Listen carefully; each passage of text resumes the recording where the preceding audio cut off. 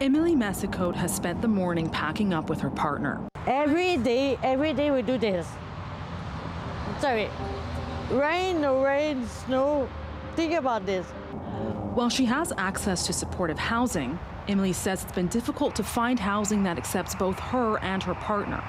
So while most nights she heads indoors, her partner and friends stay outside. Bylaw requires them to take down their tents by 9 a.m. every day. You lost everything in your life. It's very disappointing. The system don't help people enough to survive. Emily's partner and friends are among a growing number of people facing homelessness in Abbotsford. This October, the point-in-time homeless count identified 654 people experiencing homelessness in Abbotsford, compared to 465 recorded in 2024. The city says the one-night count was more accurate this year, thanks to new data collection guidelines. Outreach teams were also able to visit more locations in Abbotsford. We've done a better job of capturing the true number, although it is still an undercount. The makeup of who is ending up homeless is changing as well, according to this advocate, with more seniors and new Canadians. We've also seen a massive uptick in recent years, including this one, in the number of people sleeping in their vehicles. Right next to the highway, this is one of 2 RV and trailer encampments in Abbotsford. This is my little stay. Stephen Rudolph Milligan has been living here for over a year. It's been pure hell. It's really cold. So I don't have any way of pulling it to go anywhere, so I'm stuck here. His life took a sharp turn after a workplace injury 12 years ago. I'm trying to keep off of the drugs that are out there because they're addictive. So my life's tied to Tylenol and marijuana right now just for the pain. I'm living in pain. Now, with more people sleeping rough across the city, a new major challenge. One of Abbotsford's largest temporary shelters has shut down this October. So this shelter here on Lonzo Road had 50 beds. BC Housing says it's been shut down due to construction for Highway 1.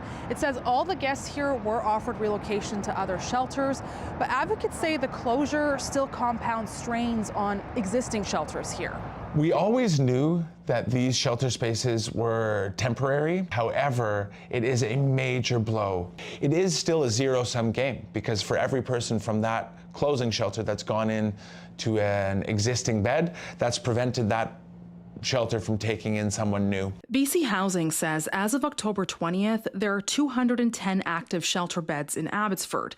And yet, with more than 600 people counted as homeless this month, absolutely wild that we have, more than 3 times the number of people counted as homeless in our community as we do have shelter beds, and yet we still have shelter beds that are sitting empty. So we have to ask ourselves, why? Why do people prefer to shelter outside in terrible conditions? And she says there can be a range of factors for that.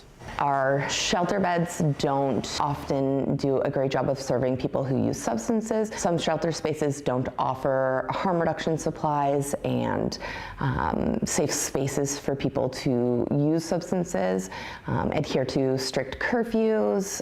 These kinds of things put people at an increased risk.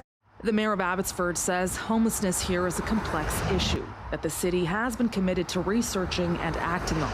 Housing people is one thing, keeping them housed is another. The barrier, I think, for getting people in is we all have to live by rules. If there's certain rules that people don't want to live by, but they're in place so that people can live in those shelters, that's on them. He says the rise in homelessness also highlights the need for more resources and stronger support from higher levels of government. I need governments to understand their role, their funding mechanism, but they need to listen and to act on what information that we have. We're doing our level best to address some of these issues, but again, we need to work together, not in silos. Mayor Seaman says he especially hopes the city can have more detox beds and is also speaking to the province about a solution after the Lonzo shelter's closure. Meanwhile, BC Housing says it's also working with the city to deliver over 240 new beds and supportive homes in Abbotsford in the next few years. But as the days get colder, people facing homelessness here are still left waiting for a stable and permanent place to call home. Beneath Brach, CBC News, Abbotsford.